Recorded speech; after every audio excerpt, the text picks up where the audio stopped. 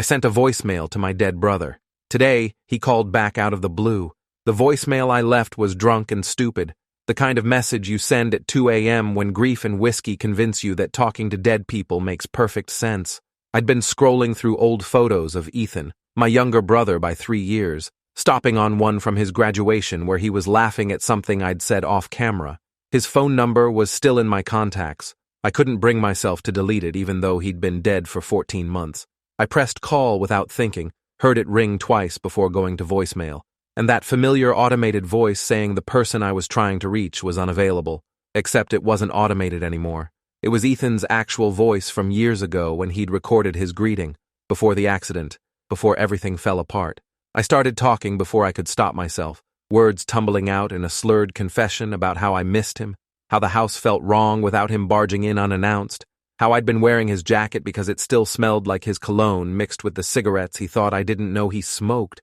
I told him about Mom deteriorating faster than her doctors predicted, how she'd stopped saying his name out loud like speaking it would make his absence more real. I rambled about the settlement check from the trucking company that had killed him, how I'd deposited it but couldn't bring myself to spend a single dollar because it felt like blood money, like accepting payment for his life. The voicemail cut me off after 3 minutes with a beep that sounded accusatory, like even the phone system was judging me for this pathetic attempt at connection.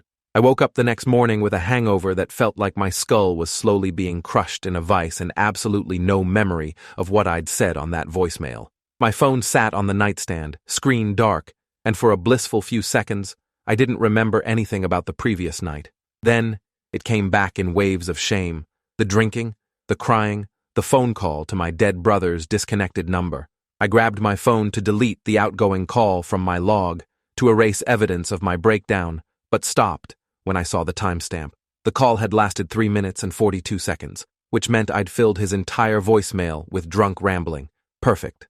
Just perfect. At least no one would ever hear it except the void, the digital cemetery where messages to dead people went to disappear. I spent that whole day trying not to think about it, throwing myself into work at the construction site where I'd been project managing for the past 6 years. The noise helped. Jackhammers and circular saws and guys shouting over equipment created a wall of sound that made thinking impossible. My foreman asked if I was okay because apparently I looked like shit, and I blamed it on the flu even though we both knew I was lying. Ethan had worked this same site 2 summers ago during his college break, hauling materials and learning to frame walls, making friends with every crew member because that was just how he was. People gravitated toward him like he emitted some kind of warmth the rest of us lacked. After he died, half the guys on site came to the funeral, grown men crying openly while his casket was lowered into ground that was still frozen from late spring snow. I got home around 7 to an empty apartment that felt too quiet without a roommate, without Ethan showing up randomly to raid my fridge and complain about his engineering classes. I'd lived alone for 3 years before his accident, but had never noticed the silence until he was gone permanently. I made dinner, microwaved something that claimed to be lasagna but tasted like cardboard soaked in tomato water, and was halfway through forcing myself to eat it when my phone rang. Unknown number. I almost didn't answer, assuming it was spam or a robocall, but something made me pick up on the 4th ring right before it would have gone to voicemail. Static filled my ear, thick and crackling like an old radio struggling to find a station. I said hello twice, got no response, was about to hang up when I heard breathing. Not normal breathing, too measured, too deliberate, like someone was consciously remembering to inhale and exhale. The hair on the back of my neck stood up for reasons I couldn't articulate. I asked who this was, my voice coming out sharper than intended, and the breathing stopped. Silence stretched for 5 seconds. 10. Then a voice I would have recognized anywhere, even distorted through bad connection and impossible circumstances. Caleb. My brother said my name like he was testing it, like he wasn't sure if he remembered how to form the syllables. You called me. Last night. You were drunk. His voice sounded wrong. Too flat, missing the natural rhythm and warmth that made Ethan sound like Ethan. But the tone was his, the slight rasp he got when he was tired, the way he dropped consonants at the end of words. I dropped my fork, and it clattered against the plate loud enough to make me jump. My hands started shaking so badly, I had to use both to hold the phone steady against my ear. This isn't funny, I managed to say, though my voice cracked halfway through. Whoever this is fucked up. My brother is dead. The person on the other end, not Ethan, couldn't be Ethan, made a sound that might have been a laugh or might have been something else entirely. "Am I?" the voice asked, and now I could hear something underneath the words, some quality that made my skin crawl even as part of my brain insisted this was really him. "You buried something, Caleb. But was it me? Are you sure it was me?" I hung up so fast I nearly threw the phone across the room. My heart was hammering hard enough that I could see my chest moving beneath my shirt. I sat there for maybe 20 minutes, trying to convince myself that was a prank call. Some sick asshole who'd somehow gotten hold of Ethan's death information and decided to torture his family. It happened. People did horrible things for attention or entertainment, scraped obituaries for names and relatives, then called pretending to be the deceased. I'd read articles about it after Ethan died, warnings about grief scammers and psychological predators who fed on bereaved families. This had to be that, had to be. Except the voice had known about the voicemail I'd left last night, had known I was drunk when I called, unless someone had access to Ethan's voicemail account, which was possible if they'd hacked his phone company account or guessed his password. My phone rang again. Same unknown number. I watched it vibrate across the coffee table, the screen lighting up with each ring, and some masochistic part of me wanted to answer even though every rational instinct screamed not to engage with whoever was messing with me. I let it go to voicemail. Waited. The notification appeared after 30 seconds. New voicemail from unknown caller. My finger hovered over the play button for a full minute before I pressed it, bringing the phone to my ear with hands that wouldn't stop trembling.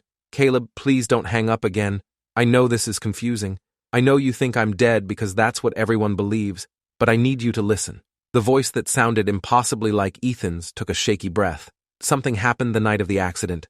Something nobody knows about except me, and now I'm telling you. The truck that hit my car? It wasn't an accident. The driver aimed for me deliberately. I saw his face right before impact and he was smiling. Caleb. He was fucking smiling. And after the crash, while I was trapped in the wreckage bleeding out, someone came and checked to make sure I was dying. Shined a flashlight through my broken windshield, looked right at me, then walked away without calling for help. The voicemail ended abruptly, and I was left staring at my phone like it had just grown fangs. I called back immediately, some desperate part of my brain needing to know who was doing this and why. The phone rang 6 times before someone picked up. No hello, just that same measured breathing and static. "Who are you?" I demanded, trying to sound angry instead of terrified. "What kind of sick game is this? My brother died in that accident. I identified his body. I watched them close his casket. You think pretending to be him is funny?" The breathing continued for another few seconds before the voice responded, and this time it sounded more like Ethan than before, like whatever was speaking was remembering how to be him. "You identified a body so burned and mangled that Mom couldn't look at it. They used dental records because the face was unrecognizable, but dental records can be faked if you have access to the right databases. DNA can be planted. Evidence can be manufactured when people want someone to disappear permanently." My legs gave out, and I sat down hard on the couch, phone pressed against my ear so tightly it hurt. "I've been hiding for 14 months, Caleb, staying dead because if they know I survived, they'll come finish the job. But I can't do this anymore. I can't watch from a distance while Mom falls apart and you drink yourself stupid leaving voicemails to a dead man. I need your help. I need you to believe me." I wanted to believe it was him. God, I wanted it so badly that my chest physically ached with the desire to accept this impossible explanation. But grief makes you vulnerable to delusion, makes you grasp at any lifeline, even when logic screams, it's not real. I'd read about people who received calls from dead relatives, who swore they'd made contact, who built entire belief systems around coincidences and wishful thinking. This was probably that, my brain so desperate for Ethan to be alive that I was willing to accept a stranger's voice as proof of miracles. "If you're really my brother," I said slowly, trying to keep my voice steady, "tell me something only Ethan would know, something you couldn't find in obituaries or social media."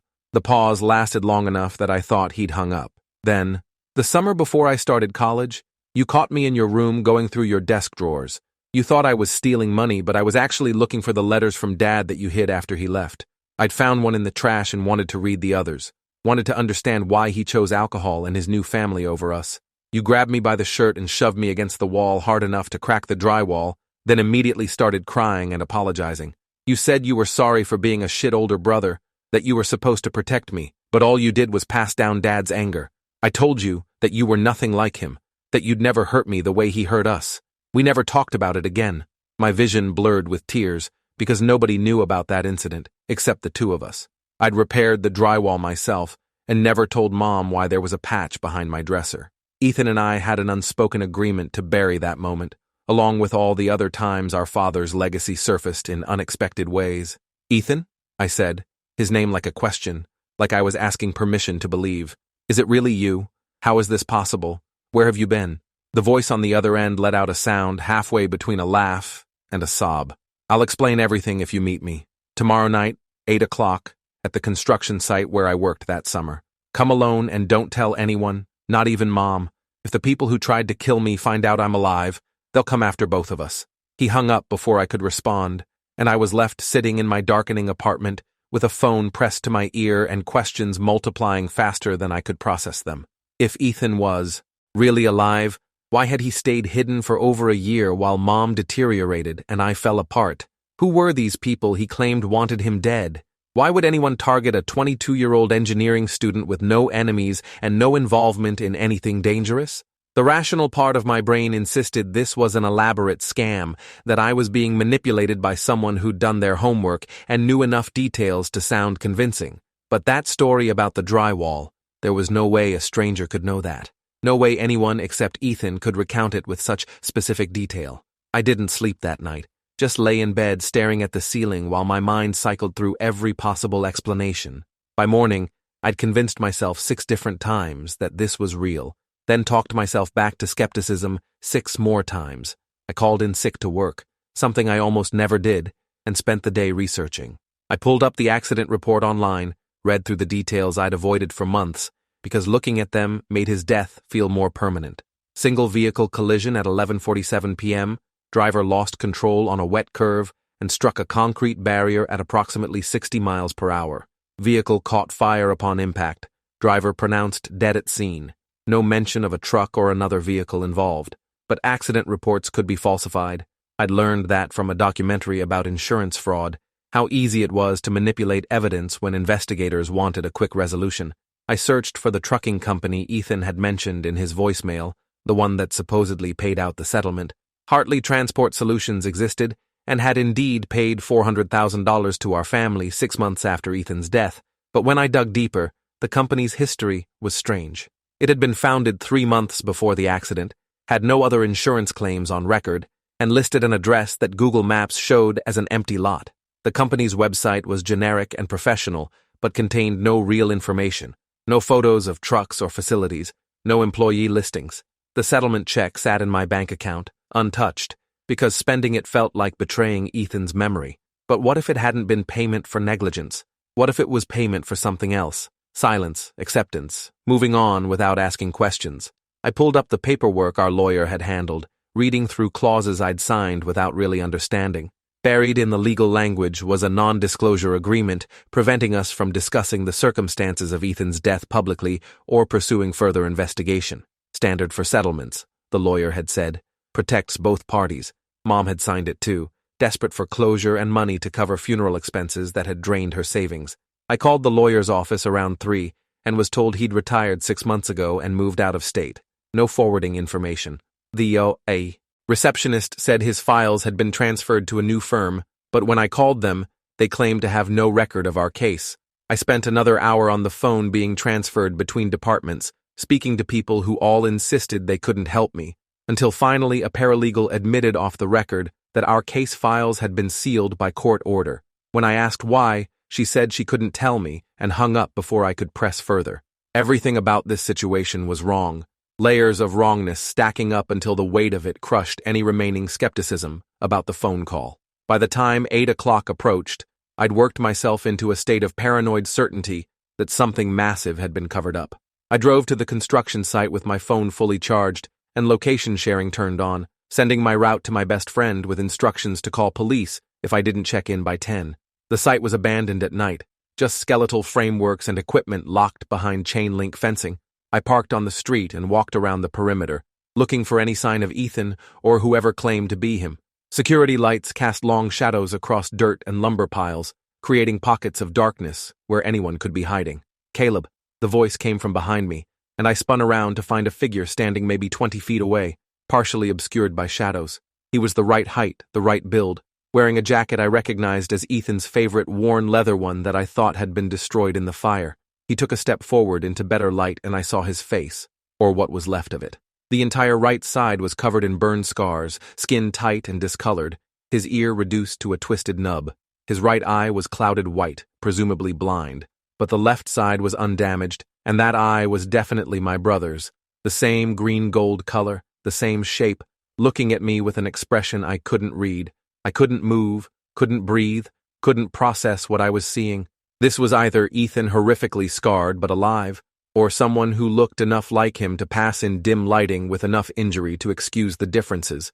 He took another step closer, and I found my voice.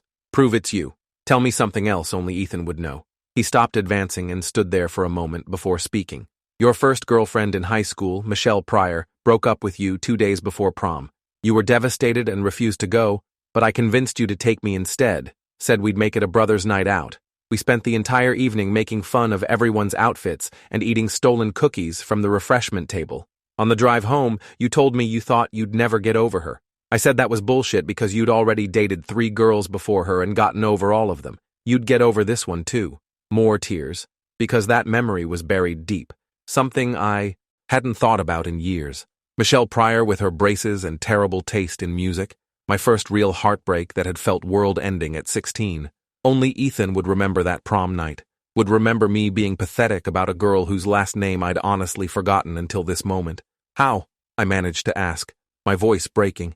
"How are you alive? What happened?" He gestured for me to follow him deeper into the construction site, away from the street lights and potential observers.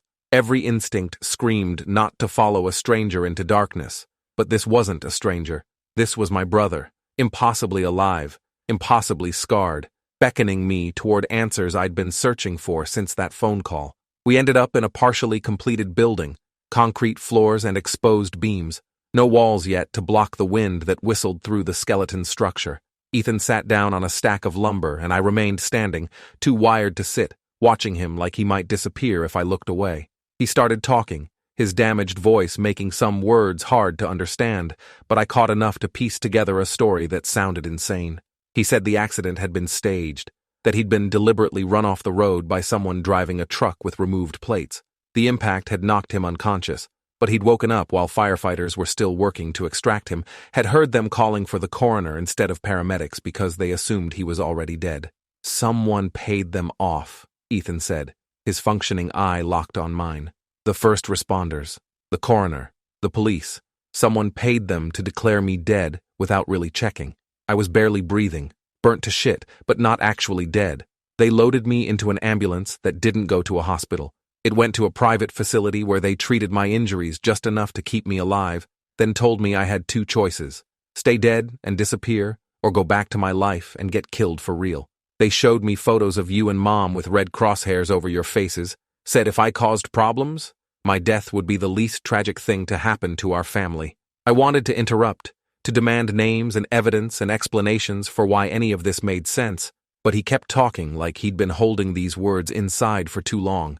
He said the people who wanted him dead worked for a pharmaceutical company where he'd had an internship the summer before the accident. He'd been assigned to data entry, boring administrative work, but had accidentally accessed files he wasn't supposed to see, clinical trial results that had been falsified, safety reports that had been buried, evidence that a drug the company was about to release for nationwide distribution was significantly more dangerous than their public data suggested. The drug was projected to make billions, and anyone threatening that revenue stream needed to be eliminated quietly. I copied the files to a thumb drive before I realized what I was looking at, Ethan continued. Took it home, showed it to my roommate because I thought he'd help me figure out what to do with it. 2 days later, my roommate was dead from an apparent suicide, and I started noticing cars following me, people watching my apartment, my phone making weird clicking sounds during calls. I tried going to the police, but the detective I spoke to told me I was being paranoid, that pharmaceutical companies don't murder interns over paperwork. 3 weeks later, I was lying in twisted metal, watching someone walk away while I bled out. The message was clear: shut up, or everyone you love dies screaming. He reached into his jacket and pulled out a thumb drive, holding it up so I could see it in the dim light. I've had this the whole time, kept it hidden, kept myself hidden, but the drug went to market 6 months ago under the brand name Nurexil. It's prescribed for migraines and cluster headaches, approved by the FDA based on clinical trials that were complete fabrications. And people are dying, Caleb. Not all of them. Not enough to trigger recalls or investigations, but enough that there's a pattern if anyone bothers to look. I've been tracking reports online, adverse event databases, support groups for patients. At least 40 deaths directly linked to this drug, probably more that haven't been reported correctly. I finally found my voice. Why tell me this now? Why reach out after staying hidden for over a year? Ethan stood up and walked toward me, close enough now that I could see the full extent of his injuries in better light. The right side of his face was worse than I'd initially realized, skin grafted in multiple places, scar tissue thick and ropey down his neck. Because I can't let this continue. Every death from that drug is on me for staying silent.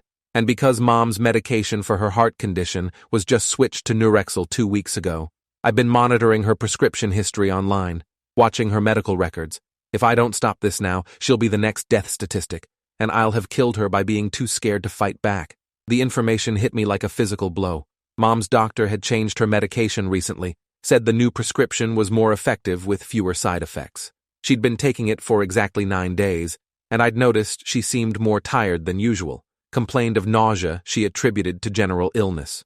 We need to get her off it immediately, I said, already pulling out my phone to call her. Ethan grabbed my wrist, stopping me. Not over the phone. Phones aren't secure. We go there now, get rid of every pill, and don't explain why until we're sure no one's listening.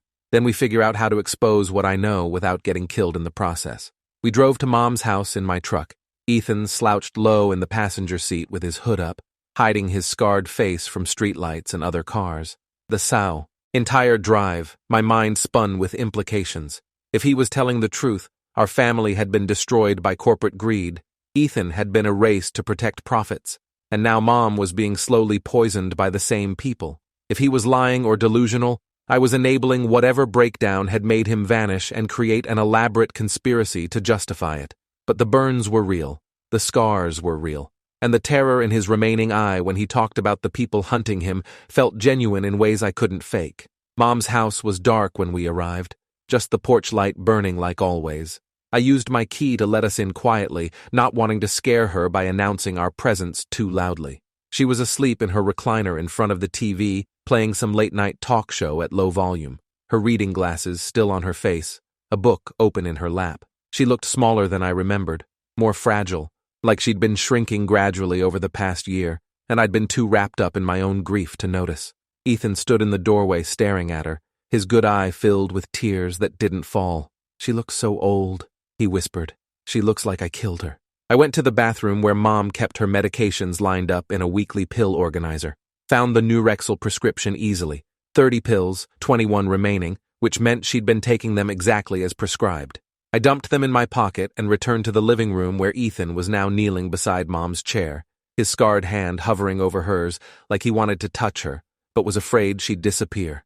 I was about to suggest we wake her gently when her eyes opened and she looked directly at Ethan for maybe 3 seconds before her face went completely blank. "Get away from me," she said, her voice high and panicked. "I don't know who you are, but get out of my house." She tried to stand up, but her legs wouldn't cooperate, tangled in the blanket that had been covering her lap. Ethan backed away with his hands up, saying, "Mom, it's me. It's Ethan." But that just made her panic worse. She started screaming for me, even though I was standing right there, demanding to know what this stranger was doing in her house, threatening to call the police. I moved between them and tried to explain, but she wouldn't listen, wouldn't look at Ethan long enough to recognize what was left of his face beneath the scars. "Mom, look at his eyes. Look at his left eye and tell me that's not Ethan." I was practically begging now, desperate for her to see what I saw. She finally stopped screaming and really looked at him, squinting without her glasses, which had fallen off during her panic. Her expression shifted from terror to confusion to something I couldn't name, some emotion that had no easy label. "That's not possible," she whispered. "Ethan is dead. I buried him. I watched them put him in the ground." Ethan pulled back his hood completely, let her see the full extent of his injuries in the lamplight. "They buried someone else. I don't know who, but it wasn't me. I'm alive, Mom. I'm so sorry for letting you think I was dead, but I had to stay hidden, or they would have killed all of us." Mom's face crumpled, and she started crying with such intensity that her whole body shook. Ethan moved forward and wrapped his arms around her, and she clutched at him like he might evaporate, her fingers digging into his jacket hard enough to leave marks. They stayed like that for maybe 5 minutes, both of them crying while I stood there feeling like an intruder on something too private for witnesses. Eventually, Mom pulled back enough to touch his face, her fingers gentle on the scarred tissue, tracing the damage like she was memorizing every detail. "Who did this to you?" she asked, her voice deadly quiet. "Who took my baby and tried to make me bury a stranger?" Ethan explained everything again, giving her the full story about the pharmaceutical company, the falsified data, the intentional murder dressed as an accident. Mom listened in silence, her expression hardening with every sentence, transforming from grieving mother to something dangerous I'd rarely seen from her. When he finished, she asked one question: "What do we need to do to destroy them?" Not whether we should, not if it was safe, just what needed to happen to make the people responsible pay for what they'd done. I showed her the pills I'd taken from her bathroom and explained they were poison, that she needed to stop taking them immediately. She took the bottle and walked to the kitchen where she dumped every pill down the garbage disposal, then came back and asked what came next. What came next was complicated. Ethan had evidence but no platform to release it safely. Going to the media risked being dismissed as a conspiracy theorist or disappeared before the story gained traction. Going to the police meant trusting a system that had already been compromised. Going to the FDA meant navigating bureaucracy that moved too slowly to help the people currently dying from Nurexil. We needed exposure that was immediate and undeniable, something that would force action before the company could manufacture another cover-up. Mom suggested a lawyer she knew from her church, someone who specialized in class-action lawsuits against pharmaceutical companies, but Ethan said lawyers could be bought or threatened into dropping cases. We spent the next 3 hours at Mom's kitchen table planning our approach, fueled by coffee and shared rage. Ethan explained he'd been in contact with other people who'd worked at the pharmaceutical company, current and former employees who'd seen similar evidence of malfeasance, but were too scared to speak publicly. Some had signed non-disclosure agreements with severe financial penalties for violations. Others had been threatened directly, told their careers would be destroyed and their families endangered if they talked. But if multiple people came forward simultaneously, corroborating each other's testimony with documented evidence, the sheer weight of it might be enough to trigger serious investigation. I volunteered to be the public face, since I was the only one of us who wasn't supposed to be dead or terrified of retaliation. I'd go to every news station, every newspaper, every online platform that would listen, telling the story of my brother who was murdered for discovering pharmaceutical fraud. I'd bring the evidence Ethan had collected, the thumb drive with original trial data, the patient reports showing unexplained deaths, everything that proved Nurexil was killing people. And I'd dare the company to sue me for defamation, knowing that discovery during a lawsuit would expose even more of their crimes. It was risky and probably stupid, but doing nothing while people died felt worse. Mom made calls while Ethan and I worked on compiling evidence into a format that would be convincing to journalists. She reached out to her lawyer friend, who agreed to meet with us the next morning despite the late hour.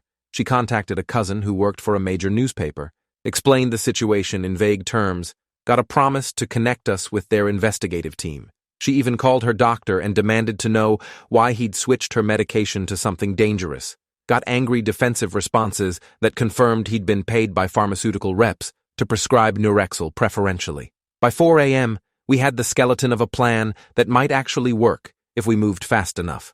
The next week was chaos. We met with lawyers who filed emergency injunctions to prevent the pharmaceutical company from obtaining restraining orders against us. We sat through interviews with journalists who were initially skeptical but became increasingly disturbed as they reviewed our evidence. We connected with a whistleblower organization that helped us securely upload all of Ethan's files to multiple servers in different countries, ensuring the data couldn't be scrubbed if something happened to the original thumb drive. And we waited for the inevitable response from the people who'd tried to kill my brother and would definitely try again once they realized he was alive. The response came on day 6. I was leaving the newspaper office after another interview when 2 men in suits approached me in the parking garage. They didn't threaten me directly, just explained very politely that I was making a mistake, that I'd misunderstood what happened to my brother, that continuing down this path would result in consequences I'd regret. They mentioned my construction job by name, mentioned Mom's address, mentioned details about my daily routine that made it clear they'd been watching me closely. Then they offered money, a substantial amount, enough to retire comfortably, if I'd recant everything and disappear quietly. I told them to fuck off and recorded the entire encounter on my phone, then sent the footage to every key journalist we'd been working with. That video went viral within hours. 2 corporate representatives trying to bribe and intimidate a whistleblower in a parking garage, captured in clear HD with their faces visible and their company badges showing. It was the smoking gun that transformed our story from potential conspiracy theory to documented corporate corruption. The pharmaceutical company's stock price dropped 30% in a single day. The CEO resigned, claiming family reasons. Federal investigators announced they were opening a criminal probe into Nurexel's approval process. And suddenly everyone wanted to hear from Ethan, to interview the dead man who'd come back to expose the people who'd tried to erase him. Ethan did one major interview with his face shown, his scars visible, telling his story without embellishment or drama, just facts delivered in his flat, damaged voice while Mom and I sat off camera, watching him transform from victim to survivor to fighter. He showed the documents, explained the methodology of the fraud, named specific executives who'd signed off on falsified reports, and he talked about the other victims, his roommate who'd been murdered and staged as suicide, the patients who'd died from a drug that should never have been approved, the families like ours who'd been destroyed by people who valued profit over human life. The interview was watched by 40 million people in the first 24 hours. The legal fallout took months to fully unfold. Class action lawsuits were filed by families of Nurexel patients who'd died or suffered serious adverse effects. Criminal charges were brought against 12 company executives, including the CEO who'd resigned and the researchers who'd falsified clinical trial data. The FDA announced a complete review of their drug approval process, admitting they'd failed to catch obvious fabrications that should have been detected. And Nurexel was pulled from the market permanently, though that came too late for the 57 people who'd been confirmed dead from the medication by the time it was recalled. Ethan's death was officially reversed through a legal process that was apparently incredibly rare but possible when someone had been incorrectly declared deceased. He had to prove his identity through DNA testing and provide testimony about how the error occurred, carefully navigating questions about whether the coroner had been negligent or actively complicit. The story we told publicly was sanitized, claiming mistaken identity and procedural failures rather than deliberate conspiracy. Some people believed it, others remained skeptical, but ultimately it didn't matter. Ethan was legally alive again, able to reclaim his identity and begin rebuilding a life that had been stolen from him. Mom improved almost immediately once she stopped taking Nurexel, her energy returning, her cognitive fog lifting, proving that her decline had been caused by the medication rather than natural progression of her condition. She became a fierce advocate for patients' rights, speaking at conferences and congressional hearings about the need for pharmaceutical transparency and stronger oversight of clinical trials. The settlement money we'd received from the fake trucking company was returned to the company when their fraud was exposed, but we didn't need it. The real settlement from the lawsuit against the pharmaceutical company was substantially larger, and this time it felt earned rather than like blood money. Ethan moved back in with Mom while he recovered physically and mentally from 14 months of hiding and trauma. His injuries would never fully heal. He'd always have the scars, always have limited vision in his damaged eye, always carry the physical evidence of what had been done to him. But he was alive, and that was enough. He went back to school, finished his engineering degree, graduated with honors. At his ceremony, Mom and I sat in the front row watching him walk across the stage, and I thought about the version of reality where he'd actually died in that accident, where we'd buried him and never known the truth. This reality was better, harder, but better. 3 years after that phone call where my dead brother spoke to me from beyond whatever grave they'd tried to put him in, I got married. Ethan was my best man, standing beside me in a suit that fit perfectly, his scars visible because he'd stopped trying to hide them. In his speech, he talked about second chances and the importance of fighting for what's right, even when it's terrifying. He said that being dead had taught him that life was too precious to waste on fear or hesitation, that every moment was a gift that could be taken away by people who valued money over humanity. He thanked me for believing him when every logical instinct should have said the voice on the phone was a cruel prank. My brother saved my life twice, he said. Once by refusing to let me stay dead, and again by being brave enough to fight beside me when fighting back seemed impossible. The pharmaceutical company that had tried to kill him eventually collapsed under the weight of criminal convictions and civil settlements. The executives who'd ordered his death served prison sentences ranging from 8 to 25 years. The FDA implemented new verification processes designed to catch fraudulent data before drugs reached the market.